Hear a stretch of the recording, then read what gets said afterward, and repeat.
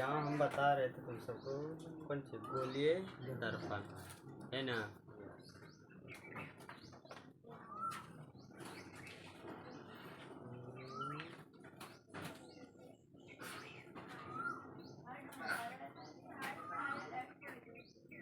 गोलीय दर्पण के बारे में हम चर्चा कर रहे थे कल के ना, है ना।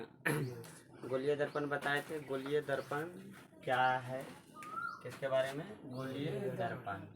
एक बार चर्चा कर लेते हैं। गोलीय दर्पण किसको कहते हैं? गोलीय दर्पण किसको से कहते हैं बताए थे। गोलीय दर्पण, कौन सा दर्पण? गोलीय दर्पण। Yes no. गोलीय दर्पण बताए थे। खोखला गोलाकार दर्पण के टुकड़े को गोलीय दर्पण कहते हैं। खोखला अंदर से क्या रहेगा? खोखला गोल रहेगा, उसी का टुकड़ा मतलब आधा, इसी को क्या कहते हैं? गोलीय दर्पण। जैसे बॉल जो रहता है वह क्या है? खोखला रहता है कि नहीं अंदर से, और चारों तरफ से गोल भी रहता है, आधा भी रहता है और चारों तरफ से गोल भी रहता है। इसी को क्या कहते हैं? गोलीय दर्पण। उसका आधा से आधा बॉल लेते हैं ना, वही क्या है? गोलीय दर्पण है। उसी तरह का समझ में आ गया कि नहीं? गोलीय दर्पण उसके बाद बताए थे दो प्रकार के होते हैं। कितने प्रकार के? दो प्रकार के। एक बताए थे अवतल दर्पण, एक होता है उत्तल दर्पण। एक होता है अवतल दर्पण, एक होता है उत्तल दर्पण। गोलीय दर्पण बताए थे दो प्रकार के होते हैं। कितने प्रकार के? दो प्रकार के। ध्यान से सुनते जाइए। गोलीय दर्पण अगर आपसे पूछ ले कि गोलीय दर्पण कितने प्रकार के? दो प्रकार के।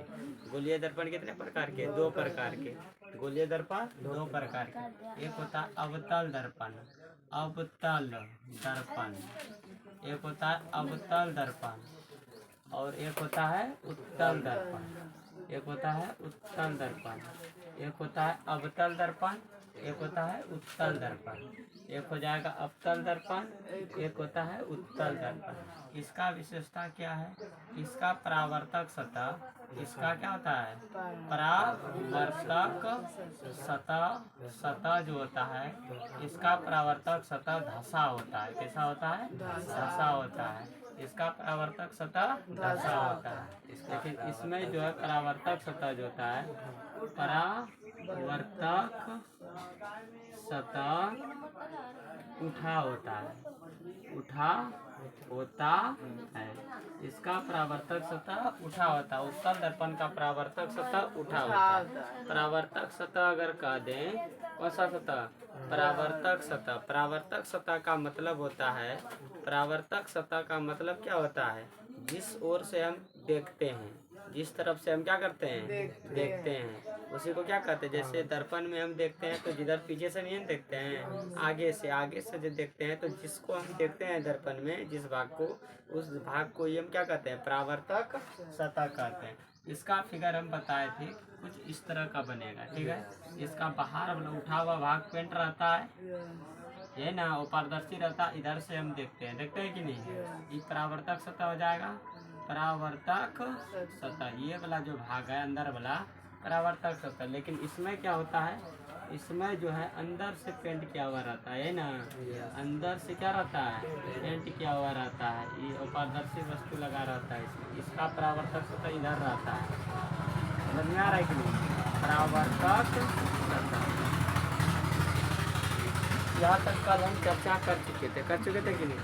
गोलीय दर्पण दो प्रकार के, अवतल दर्पण है, उत्तल दर्पण।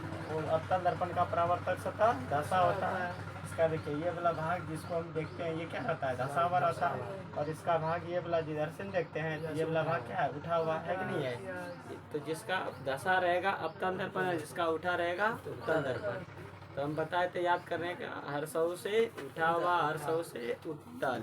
एक याद रखिएगा, एक तो उल्टा हो जाता है। ठीक है। उठा हुआ समझ में आ गया? अवतल दर्पण का परावर्तक सतह उठा होता है, दशा होता है। अवतल दर्पण का परावर्तक सतह दशा होता है।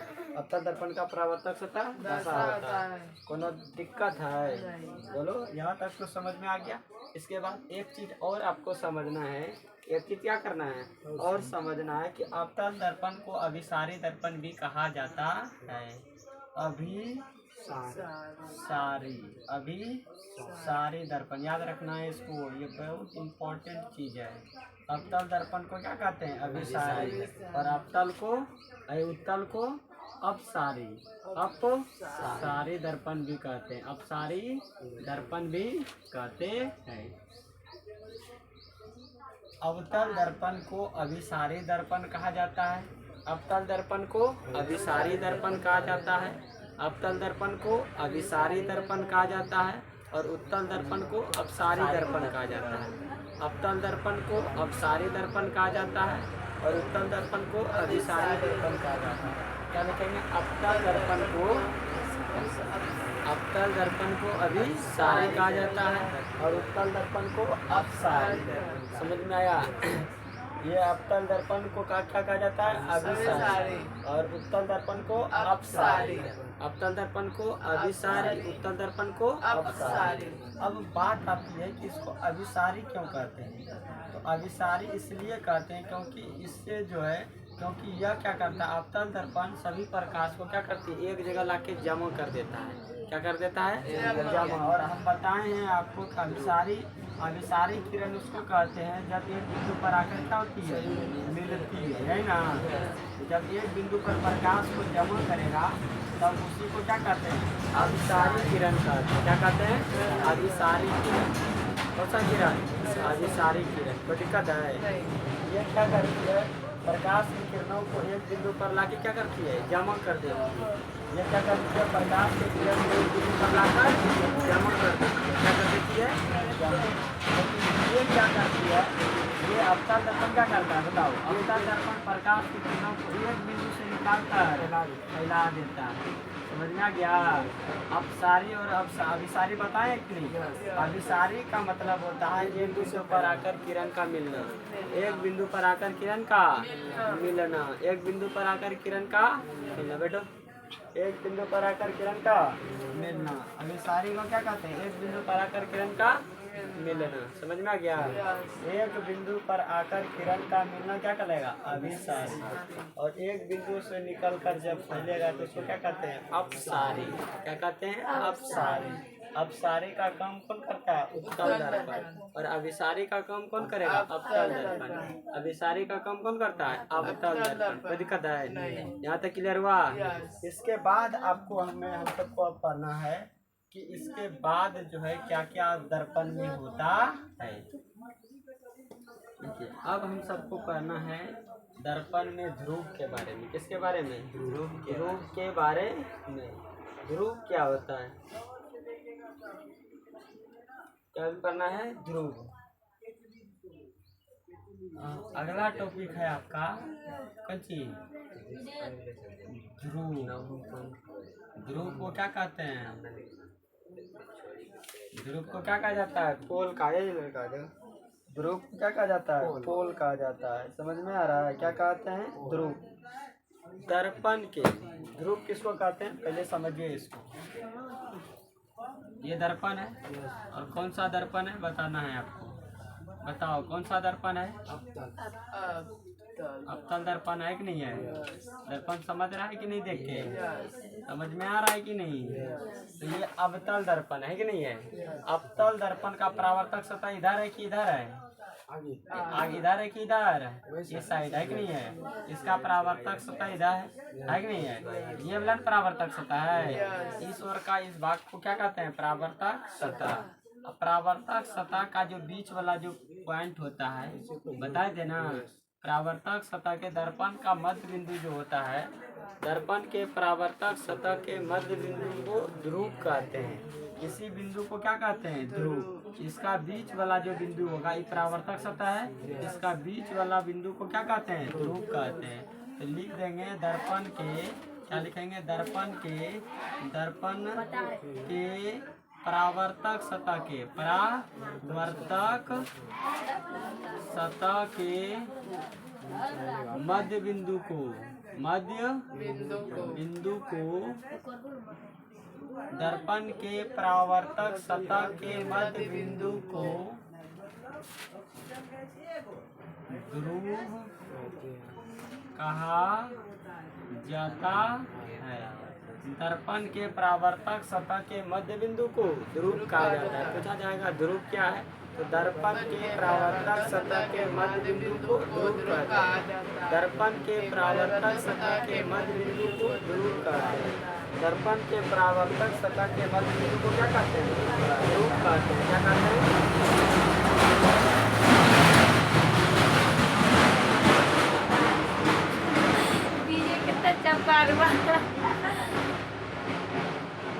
दर्पण के परावर्तक सतह के मध्य बिंदु को ध्रुव कहते हैं। दर्पण के परावर्तक सतह के मध्य बिंदु को ध्रुव कहते हैं। याद समझ में आ गया?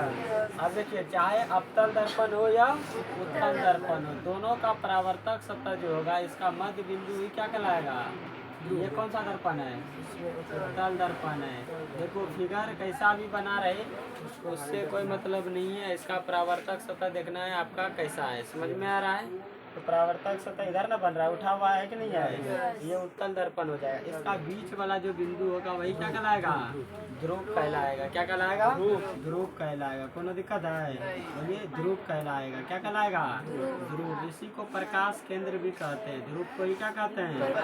ध्रुव या प्रकाश केंद्र। ध्रुव या प्रकाश केंद्र कहा जाता है। समझ में आ रहा है ना?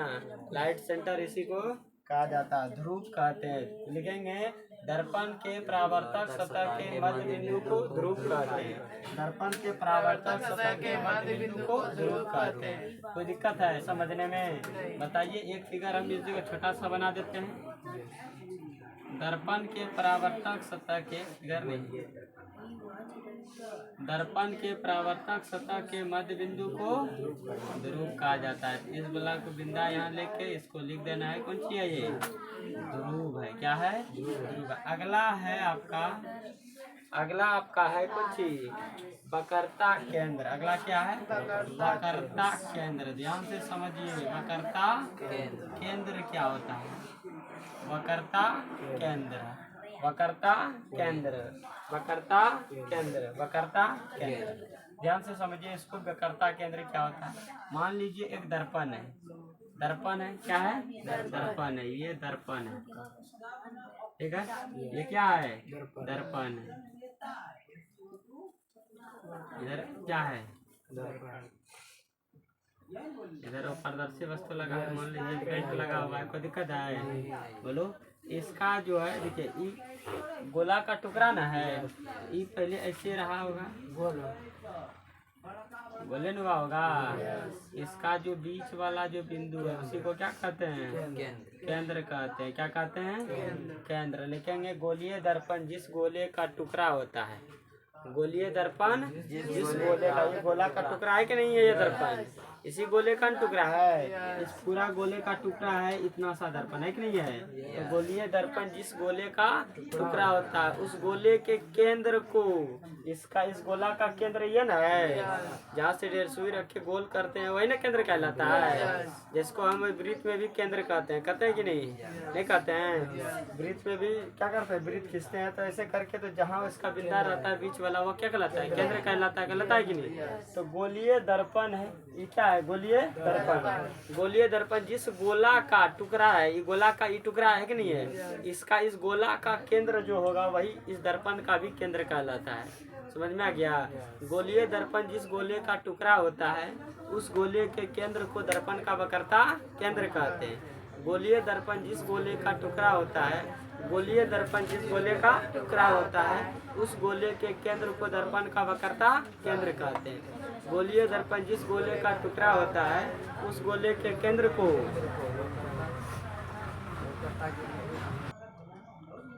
वही दर्पण का क्या होगा? जो इस पूरा गोला का केंद्र है वही इस दर्पण का भी केंद्र होगा। तो गोलीय दर्पण जिस गोले का टुकड़ा होता है उस गोले के केंद्र को लिखेंगे, गोलीय दर्पण, गोलीय दर्पण जिस गोले का टुकड़ा होता है, टुकड़ा होता है, गोलीय दर्पण जिस गोले का टुकड़ा होता है उस गोले के केंद्र को, उस गोले के केंद्र को दर्पण का वक्रता केंद्र कहते हैं। क्या कहते हैं? वक्रता केंद्र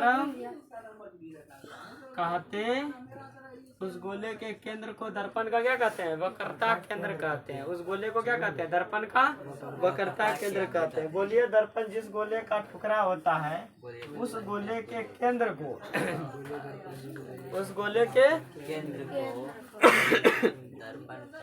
दर्पण का वक्रता केंद्र कहते हैं। क्या कर रहा है?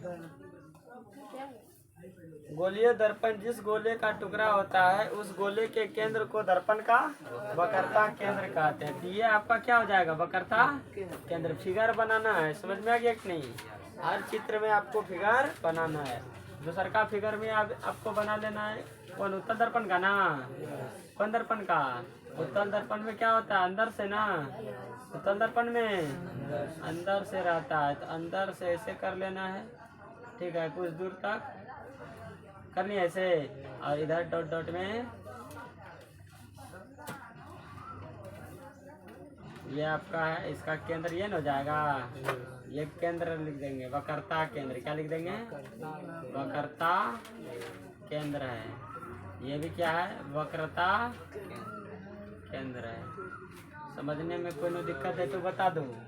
कोई दिक्कत समझने में आ रहा है क्या? वक्रता केंद्र क्या कहलाएगा? क्या? ये भी उत्तल दर्पण का फिगर है, ही अवतल दर्पण का फिगर। इसमें बाहर से है कि नहीं है, और इसमें किधर से है? अंदर से है। तो उत्तल और अवतल गोलीय दर्पण है, दोनों में केंद्र होगा। दोनों ना गोल है, दोनों में क्या होगा? केंद्र होगा। तो दोनों में जब केंद्र है तो दोनों का वक्रता केंद्र होगा कि नहीं होगा? तो गोलीय दर्पण जिस गोले का टुकड़ा होता है उस गोले के केंद्र को दर्पण का वक्रता केंद्र कहते हैं। उसी को क्या कहते हैं? दर्पण का वक्रता केंद्र कहते हैं। कोनो दिक्कत है यहाँ तक तो बताओ। अगला आपका है मुख्य अक्ष। अगला क्या है? मुख्य अक्ष। अगला क्या है आपका? मुख्य अक्ष। अगला क्या है?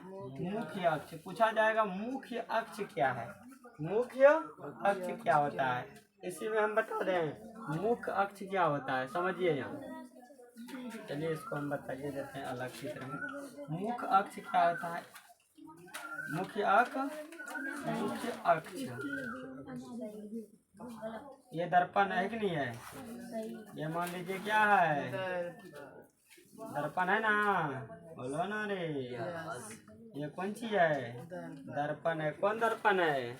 अवतल दर्पण है। कौन दर्पण है? अवतल दर्पण है। अब समझिए यहाँ मुख्य इसको क्या कहते हैं बताओ तो? इसको क्या कहते हैं? ध्रुव कहते हैं। और इधर जो बीच में रहेगा उसको क्या कहते हैं? वक्रता केंद्र कहते हैं। क्या कहते हैं? वक्रता केंद्र। क्या कहते हैं? वक्रता केंद्र। ये क्या है? वक्रता केंद्र। पर ये क्या है? ध्रुव है। इसको P द्वारा सूचित करते हैं और वक्रता केंद्र को C द्वारा सूचित करते हैं। किसके द्वारा? C द्वारा। वक्रता केंद्र को C द्वारा सूचित किया जाता है। इसे किसके द्वारा लिख देना? इसे C द्वारा। C द्वारा। कौन द्वारा? C द्वारा सूचित किया जाता है। सूचित किया जाता है। जहाँ भी दर्पण में C दिखाई दे, सुन रहा है? जहाँ भी दर्पण में C दिखाई दे तो आपको समझ जाना है वह कौन सी है? वक्रता केंद्र है। वह क्या है? वक्रता केंद्र है। यहाँ तक तो कोई दिक्कत नहीं है। अब मुख्य अक्ष किसको कहते हैं? मुख्य अक्ष क्या होता है? ये आपका प्रकाश केंद्र हो जाएगा। और ये क्या है? वक्रता केंद्र। वक्रता केंद्र और प्रकाश केंद्र। वक्रता केंद्र और प्रकाश केंद्र लिखेंगे। देखो जो वक्रता केंद्र को ध्रुव कहते हैं। ध्रुव और वक्रता केंद्र से होकर, ध्रुव और वक्रता केंद्र से होकर गुजरने वाली रेखा को, ध्रुव और वक्रता केंद्र से होकर गुजरने वाली रेखा को, ध्रुव और वक्रता केंद्र से होकर गुजरने वाली रेखा को मुख्य अक्ष कहा जाता है। ध्रुव और वक्रता केंद्र से होकर गुजरने वाली रेखा को लिखेंगे मुख्य अक्ष कहते हैं। क्या कहते हैं? मुख्य अक्ष कहते हैं। समझिए ये रेखा हो जाएगा, होगा कि नहीं? ये रेखा कहाँ से गुजर रहा है? P से भी और C से भी। P और C से गुजरने वाली जो रेखा होगा वही क्या कहलाएगा? मुख्य अक्ष कहलाएगा। लिखेंगे ध्रुव और वक्रता केंद्र से होकर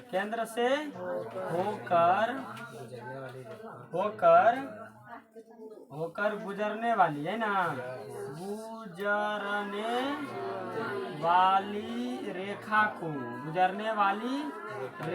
को क्या कहा जाता है?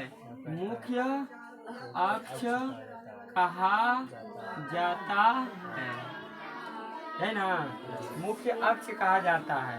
क्या कहा जाता है? मुख्य अक्ष। ध्रुव और वक्रता केंद्र से होकर गुजरने वाली रेखा को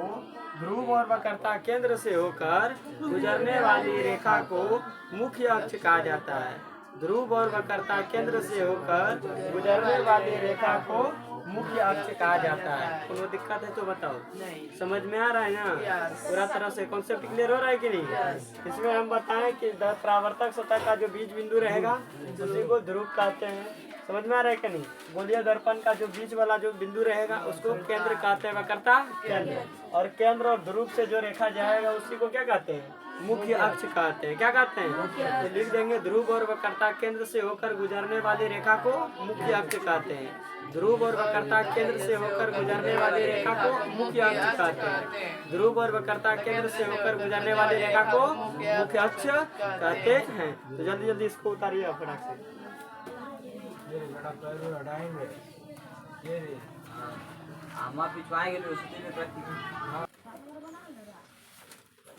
अगला है आपका, ध्यान से सुनिए। अगला आपका क्या है? अगला आपका है वक्रता त्रिज्या। अभी हम बताएं मुख्य फोकस, यानी बताएं मुख्य अक्ष। उसके बाद है वक्रता त्रिज्या। क्या है? वक्रता त्रिज्या। ध्यान से समझिए। वक्रता त्रिज्या समझो। वक्रता त्रिज्या क्या होती है? ध्यान से देखिए। वक्रता त्रिज्या सुनो ना रे। कौन सी? वक्रता त्रिज्या। वक्रता त्रिज्या किसको कहेंगे? वक्रता त्रिज्या किसको कहेंगे? इसमें होता क्या है समझिए। ये आपका एक दर्पण है ना? ये आपका क्या है? दर्पण है। ध्यान से देखिए। ये क्या है? दर्पण है। इस दर्पण में इसको क्या कहते हैं? सी कहते हैं। और यह बीच में जो रहता है उसको क्या कहते हैं? सी कहते हैं। वक्रता केंद्र कहते हैं ना। और उसके बाद बताएं, इससे जो रेखा गुजरती है उसको क्या कहते हैं? मुख्य फोकस, मुख्य अक्ष कहते हैं। इसको क्या कहते हैं? मुख्य अक्ष कहते हैं, यानी कहते हैं। और ध्यान से समझिए। अब हमको क्या पढ़ना है? वक्रता त्रिज्या। क्या होती है? वक्रता त्रिज्या। तो वक्रता त्रिज्या सी से पी का जो दूरी होता है ना, पी से सी का दूरी, पी से सी का दूरी, पी से सी का दूरी, पी से सी का दूरी, पी से सी का दूरी क्या कहलाता है? वक्रता त्रिज्या। ध्रुव से वक्रता केंद्र के बीच की दूरी को, ध्रुव और वक्रता केंद्र के बीच की दूरी को, ध्रुव और वक्रता केंद्र के बीच की दूरी को, ध्रुव और वक्रता केंद्र के बीच की दूरी, इतना सा जो दूरी है ना, इतना सा जो दूरी है ना, पीसी का बीच का जो दूरी है उसी को क्या कहते हैं? वक्रता त्रिज्या कहते हैं। उसी को क्या कहते हैं? ध्रुव से वक्रता केंद्र, ध्रुव से वक्रता केंद्र, ध्रुव से वक्रता केंद्र के बीच की दूरी को लिखेंगे ध्रुव और वक्रता, ध्रुव और वक्रता केंद्र, ध्रुव और वक्रता केंद्र के बीच की दूरी को वक्रता क्या कहते हैं? त्रिज्या कहते हैं। त्रिज्या कहते हैं। इसे छोटी आर द्वारा सूचित किया जाता है। क्या किया जाता है? सूचित दर्शाया जाता है, सूचित किया जाता है। पूछा जाएगा वक्रता त्रिज्या क्या? ध्रुव और वक्रता केंद्र के बीच की दूरी को, ध्रुव और वक्रता केंद्र के बीच की दूरी को, ध्रुव और वक्रता केंद्र के बीच की दूरी को, ध्रुव और वक्रता केंद्र के बीच की दूरी को वक्रता त्रिज्या कहते हैं। ध्रुव और वक्रता केंद्र के बीच की दूरी को वक्रता त्रिज्या कहते हैं। ध्रुव और वक्रता केंद्र के बीच की दूरी को वक्रता त्रिज्या कहते हैं। ध्रुव और वक्रता केंद्र के बीच की दूरी को वक्रता त्रिज्या कहते हैं। कोनो दिक्कत? ध्रुव और वक्रता केंद्र के बीच की दूरी को वक्रता त्रिज्या कहते हैं। ध्रुव और वक्रता केंद्र के बीच की दूरी को वक्रता त्रिज्या कहते हैं। अगला है वक्रता त्रिज्या। अगला है कौन सी आपका? अगला आपका है फोकस। अगला क्या है? फोकस। अगला क्या है? फोकस। फोकस। फोकस। अगला क्या है आपका? फोकस। ध्यान से समझिए फोकस क्या होती है। फोकस वक्रता ध्रुव और वक्रता केंद्र के मध्य बिंदु को, ध्रुव और वक्रता केंद्र का मध्य बिंदु को क्या कहते हैं? फोकस कहते हैं। या तो ये कह सकते हैं दर्पण से परावर्तन के बाद मुख्य अक्ष के समांतर आने वाली आपतित किरण दर्पण से परावर्तन के बाद जिस बिंदु पर जाकर जमा हो जाती है उस बिंदु को ही क्या कहते हैं? फोकस कहते हैं। देखिए समझिए कैसे। ये आपका दर्पण है कि नहीं है? इसमें जो है पर इधर से ही प्रकाश जाती है। इसमें इधर से प्रकाश जाएगी ना? बोलो ना रे, इधर से जाएगी कि नहीं? इधर से प्रकाश जाती है, इधर से प्रकाश जाएगी। दर्पण है तो टकराएगा कि नहीं? और इधर से टकरा के इधर जाएगा, इधर लौटेगी। इधर लौटेगी, यहाँ से टकराया, मान लो यहाँ से लौट गया, यहाँ से टकराया, यहाँ से लौट गया, यहाँ से टकराया, यहाँ से लौट गया। समझ में आ गया? और इधर से लौट गया, इधर से यहाँ से टकरा गया, इधर से लौट गया। तो जिस बिंदु पर जाकर जमा होती है उसी बिंदु को क्या कहते हैं? फोकस कहते हैं। क्या कहते हैं? फोकस कहते हैं। क्या कहते हैं? फोकस। उस बिंदु को क्या कहते हैं? फोकस। मुख्य फोकस क्या कहा जाता है? मुख्य फोकस कहा जाता है। या तो ये भी लिख सकते हैं ध्रुव और वक्रता केंद्र के बीच की मध्य, ध्रुव और वक्रता केंद्र के मध्य बिंदु को, ध्रुव और वक्रता केंद्र के मध्य बिंदु को क्या कहते हैं? फोकस कहते हैं। क्योंकि फोकस और वक्रता में जो है, फोकस जो है वक्रता त्रिज्या जो होता है फोकस को F द्वारा सूचित किया जाता है। किसके द्वारा? F द्वारा सूचित किया जाता है। तो C बराबर 2F होता है। क्या होता है? 2 को F में जोड़ देंगे ना, 2 को F जोड़ेंगे तो वक्रता क्या पुर जाएगा? R पुरेगा। क्या पुरेगा? R क्या है? वक्रता त्रिज्या है। R क्या है? वक्रता त्रिज्या है। R क्या है? वक्रता त्रिज्या है। ये 2 को F जोड़ेंगे। अब मान लीजिए कि ये क्या है? फोकस है कि नहीं है? बोलो, फोकस है। ये आपका फोकस हो जाएगा। तो फोकस यहाँ से P से, ये ध्रुव ना है, ध्रुव से फोकस का बीच का दूरी को फोकस दूरी कहते हैं। क्या कहते हैं?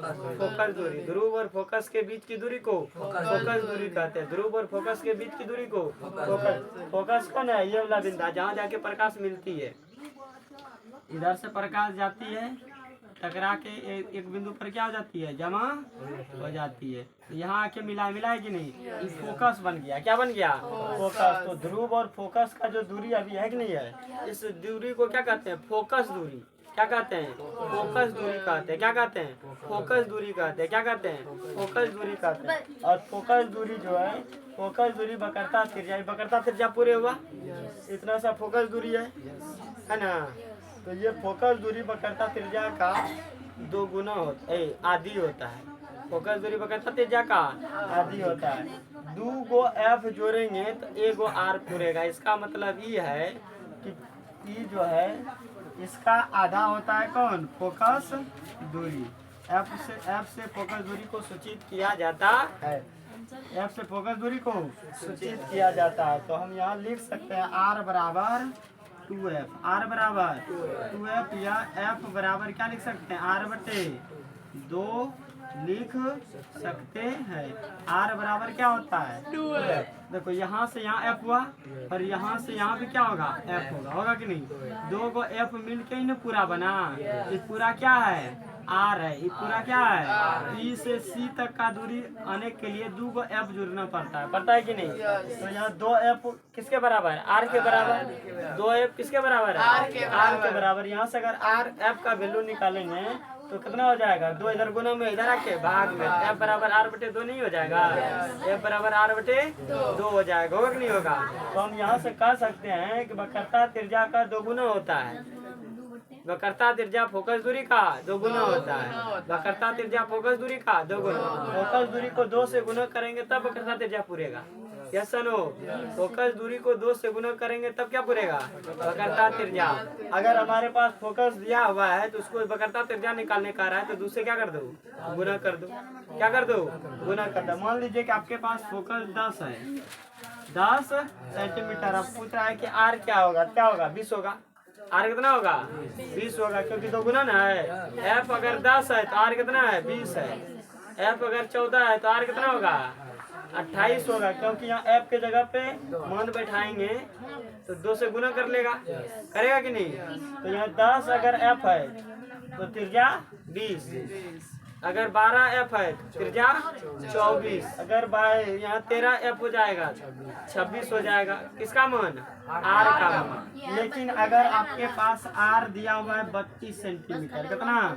32 cm दिया हुआ है। अगर का R दिया और का लेगा F निकालिए तो F आधा हो जाएगा।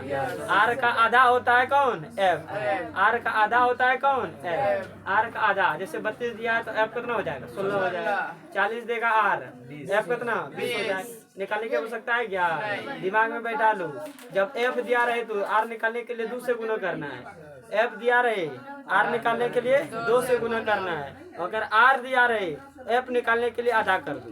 जैसे 50 सेंटीमीटर अगर R दिया हुआ है, 50 सेंटीमीटर R दिया हुआ है तो F कितना होगा? 25 निकल जाएगा। F कितना निकलेगा? 25 निकल जाएगा। नहीं निकलेगा? पारी है। तो पूछा जाएगा कौन चीज? फोकस किसे कहते हैं? फोकस किसे कहते हैं? तो लिखेंगे आप, लिखना है आप सबको कि फोकस क्या है? ध्रुव और वक्रता केंद्र, ध्रुव और वक्रता केंद्र के मध्य बिंदु को, ध्रुव और वक्रता केंद्र के मध्य बिंदु को फोकस कहते हैं। क्या कहते हैं? फोकस कहते हैं। ध्रुव और वक्रता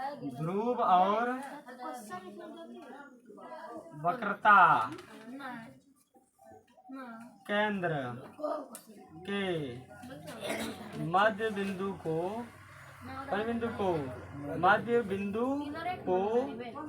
फोकस कहते हैं। क्या कहते हैं?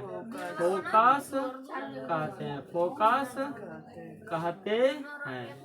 ध्रुव और वक्रता केंद्र के मध्य बिंदु को, ध्रुव और वक्रता केंद्र के मध्य बिंदु को फोकस कहते हैं। ध्रुव और वक्रता केंद्र के मध्य बिंदु को फोकस कहते हैं। समझिए, ये दर्पण है कि नहीं है? और ये वक्रता केंद्र है। ये क्या है? ध्रुव है। इसका जो बीच वाला जो बिंदु है ये P है और ये C है कि नहीं है? और इसका बीच वाला बिंदु मान लीजिए ये आपका क्या है? F है। ये आपका क्या है? F है, बड़ी F। समझ में आ रहा है कि नहीं? तो लिखेंगे ध्रुव और वक्रता केंद्र के मध्य बिंदु को, ध्रुव और वक्रता केंद्र के मध्य बिंदु को, ध्रुव और वक्रता केंद्र के मध्य बिंदु को फोकस कहते हैं। क्या कहते हैं? फोकस कहते हैं। ध्रुव और वक्रता केंद्र के मध्य बिंदु को फोकस कहते हैं। फोकस हमेशा बीच में बनेगा, ठीक है? फोकस हमेशा किसके बीच में? P और C के बीच में, P और C के बीच में, P और C के बीच में। ध्रुव और वक्रता केंद्र के मध्य बिंदु को फोकस कहते हैं। क्या कहते हैं? फोकस कहते हैं। बहुत सारा परिभाषा इसका है। कोई कहेगा मुख्य अक्ष के समांतर आने वाली आपतित किरण दर्पण से परावर्तन के बाद, आपतित किरण है, आने वाला किरण है, आपतित किरण दर्पण से टकराएगा तो मुख्य अक्ष के किसी एक बिंदु पर जाकर जमा होगा। जो जिस बिंदु पर जमा होगा उस बिंदु को ही क्या कहते हैं? फोकस कहते हैं। समझ में आ गया? ये भी लिख सकता है, नहीं तो सिंपल सा परिभाषा याद रखना है। ध्रुव और वक्रता केंद्र के मध्य बिंदु को फोकस कहते हैं। ध्रुव और वक्रता केंद्र के मध्य बिंदु को फोकस कहते हैं। Any problem? यहाँ तक समझने में दिक्कत नहीं ना है? अगला आपका है, ध्यान से समझिए, फोकस दूरी। अगला कौन सी है? फोकस दूरी। अगला आपका है फोकस दूरी। क्या होता है फोकस दूरी? अब समझिए, ये क्या है? ध्रुव ना है और ये क्या है? फोकस है। ये ध्रुव और ये फोकस है। ध्रुव और फोकस के बीच की दूरी को, इसी को क्या कहते हैं? फोकस दूरी। इसको छोटी एफ द्वारा सूचित किया जाता है। फोकस दूरी को किससे? छोटी एफ द्वारा। ध्रुव और फोकस के बीच की दूरी को ध्रुव और फोकस के बीच की दूरी को क्या कहा जाता है? फोकस दूरी कहते हैं। ध्रुव और फोकस के बीच की दूरी को फोकस दूरी। ये ध्रुव हुआ, ये फोकस हुआ, ये ध्रुव हुआ, ये फोकस हुआ। इनका बीच का जो दूरी है, यहाँ से यहाँ तक का जो दूरी है, उसी को क्या कहते हैं? फोकस दूरी कहते हैं। ध्रुव और फोकस के बीच की दूरी को फोकस दूरी कहते हैं। ध्रुव और फोकस के बीच की दूरी को फोकस दूरी। ये समझ में आ रहा है? आ रहा है कि नहीं आ रहा है? ध्रुव और फोकस के बीच की दूरी को फोकस दूरी कहते हैं। ध्रुव और फोकस के बीच की दूरी को फोकस दूरी कहते हैं। इसको अपने से लिखना है, क्या लिख पाएगा? क्या पूरा दिक्कत है? क्या लिखेंगे? यहाँ से ये ध्रुव है, ये फोकस है, ये ध्रुव है, ये फोकस है। लिखेंगे ध्रुव से फोकस। ध्रुव और फोकस के बीच की दूरी को क्या लिख देंगे? ध्रुव और फोकस के, लिखेंगे ध्रुव और फोकस के बीच की दूरी को क्या कहते हैं? फोकस दूरी कहते हैं। फोकस दूरी कहते हैं। ध्रुव और फोकस के बीच की दूरी को फोकस दूरी कहते हैं। इसे छोटी एफ द्वारा सूचित किया जाता है। सूचित किया जाता है। इसे किसके द्वारा? छोटी एफ द्वारा सूचित किया जाता है। जहाँ आपको छोटी एफ दिखाई दे, आपको समझ जाना ये कौन सी दिया है? फोकस दिया है। क्या दिया है? फोकस दिया है। अब एक बार रिवीजन कर लो। रिवीजन क्या करना है, हम यहाँ थोड़ा सा करा देते हैं रिवीजन। पूरा हम एक ही चित्र में बना देते हैं, ठीक है? यहाँ देखिए, रिवीजन क्या करना है आपको। मान लीजिए एक दर्पण है ये, ठीक है? ये क्या है? दर्पण। इसमें हम क्या क्या चीज पढ़ाएं? आपको बताएं कि ये जो है परावर्तक सतह का जो मध्य बिंदु होगा उसको क्या कहते हैं? ध्रुव कहते हैं। उसको क्या कहते हैं? ध्रुव कहते हैं। क्या कहते हैं? ध्रुव कहते हैं। और इसका जो गोल वाला जो है दर्पण का जो है बीच वाला जो बिंदु होता है, उसी को क्या कहते हैं? वक्रता केंद्र कहते हैं। क्या कहते हैं? वक्रता केंद्र। गोलीय दर्पण जिस गोले का टुकड़ा होता है, उस गोले के केंद्र को दर्पण का वक्रता केंद्र कहते हैं। उसके बाद बताएं, वक्रता केंद्र और ध्रुव से जो रेखा जाएगा उसको क्या कहते हैं? मुख्य अक्ष कहते हैं। क्या कहते हैं? मुख्य अक्ष कहते हैं। क्या कहते हैं? मुख्य अक्ष कहते हैं। ना बताएं, तो ये वाला रेखा आपको क्या, आपका क्या कहलाएगा? मुख्य अक्ष कहलाएगा। क्या कहलाएगा? मुख्य अक्ष। अब बताएं, पी और सी वक्र ध्रुव और वक्रता केंद्र का मध्य बिंदु क्या कहलाएगा? फोकस कहलाएगा। ध्रुव और वक्रता केंद्र का मध्य बिंदु क्या कहलाएगा? फोकस कहलाएगा। ये ना। और बताएं, ध्रुव और वक्रता केंद्र के बीच की दूरी को क्या कहते हैं? वक्रता त्रिज्या कहते हैं। क्या कहते हैं? वक्रता त्रिज्या। ध्रुव और वक्रता केंद्र, ध्रुव ये हुआ, वक्रता केंद्र ये हुआ, है ना? इसका बीच का जो दूरी है, यहाँ से यहाँ तक जो दूरी है, उसको क्या कहेंगे? वक्रता त्रिज्या कहेंगे। लेकिन इन दोनों का बीच का बिंदु जो कहलाएगा, फोकस कहलाएगा। क्या कहलाएगा? फोकस कहलाएगा। यहाँ तक समझ में आ गया? अब पूछेगा ध्रुव और फोकस के बीच की दूरी को क्या कहते हैं? फोकस दूरी। ध्रुव और फोकस के बीच की दूरी को फोकस दूरी कहते हैं। यही तक ना बताएं अभी तक? कोई दिक्कत है यहाँ तक समझने में? इसका फिगर को जो इसमें जो फिगर बनाइएगा, ये वाला फिगर नहीं बनाना है। समझ में आ गया? इसका जो फिगर पहले वाला था वही बनाना है। पहले वाला फिगर क्या था? तो यहाँ इसको ऐसे बनाए थे, फिर इसका ये खींचे थे, और यहाँ सी था और यहाँ ई था। और यहाँ वक्रता त्रिज्या ना, तो यहाँ से यहाँ तक का जो दूरी होगा, इसी को क्या कहते हैं? आर कहते हैं। बस जल्दी जल्दी आप उतारिए। आज का सेवा यही समाप्त होता है।